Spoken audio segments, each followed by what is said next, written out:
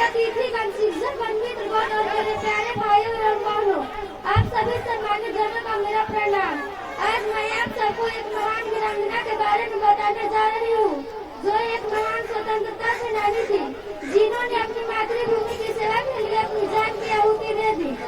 रानी लक्ष्मीबाई भारत की महान स्वतंत्रता सेनानी तथा बहादुर वीरांगना थी। उन्हें झांसी सभी प्यार से मौनी कहते थे। रानी इनके पिता मोहरा पंडितान देव मराठा बाजीराव की सेवा में थे और उनकी माता एक महान महिला थी, विद्वान महिला थी। इनके छोटी उम्र में रानी लक्ष्मीबाई ने अपनी माता को खो दिया। इसके बाद इनके पिता ने उनका पालन पोषण किया और उन्हें बचपन से ही हाथ की घोड़ों की सवारियां और हथियारों को चलाना सिखाया था।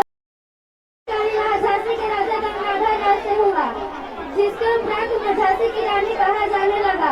1851 में उनके बेटे का जन्म हुआ, परंतु 4 महीने के बाद उनकी मृत्यु हो गई। 2 साल बाद सन 1853 में उनकी पति की मृत्यु हो गई। बेटा और पति की मृत्यु के बाद भी वर्ष की उम्र में ही उन्होंने सारी जिम्मेदारी अपने ऊपर ले ली थी।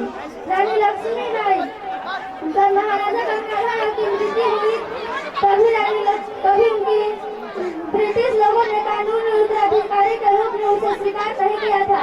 उस समय गवर्नर जनरल लॉर्ड डलहौसी एक बहुत ही सादिक इंसान था, जिसका नजर झांसी के ऊपर था। झांसी के ऊपर कब्जा करना चाहता था, क्योंकि उसका कोई वारिस नहीं था। झांसी की रानी इसके खिलाफ थी, वो किसी भी हाल में किला को नहीं देना चाहती थी।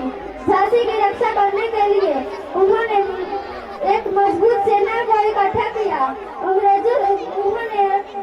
अंग्रेजों का बहुत बहादुरी से सामना किया। उन्होंने मैं अपनी झांसी नहीं दूंगी का नारा दिया। उन्होंने अंग्रेजों की गुलामी को ठुकराया और आखिरी दम तक लड़ती रही। इतना ही कहकर मैं अपनी वाणी का विराम देती हूँ। जय हिंद।